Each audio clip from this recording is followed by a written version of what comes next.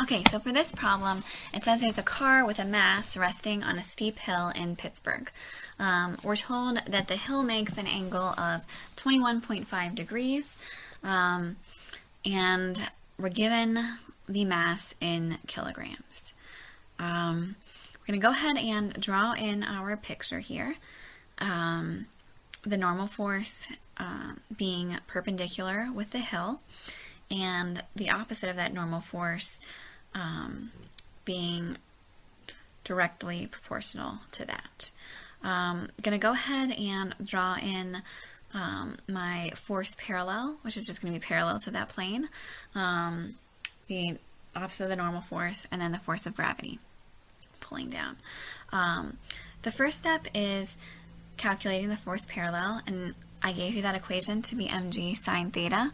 So we're going to plug in our value for mass, which is 1,120 kilograms, gravity, which is 9.8 meters per second squared, and then sine of our angle, which is 21.5. So I'm going to go ahead and write that stuff down, and once I plug it into my calculator, you should get a value that's approximately 4,022.7 newtons. The next step is to find the normal force, and the equation for normal force is mg cosine theta.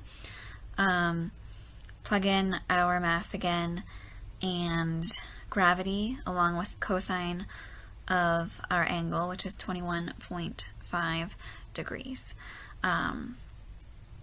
for our problem. So I'm going to go ahead and write that down, and then once we've done that, we should get a value of 10,212.26 newtons. Remembering also that the force parallel is in newtons, and I tend to not write that down. So you're asked for the force parallel and perpendicular. The perpendicular force is always going to be the normal force because it is making a perpendicular to that mass on the incline, or basically a T, and the force parallel is a little bit more straightforward.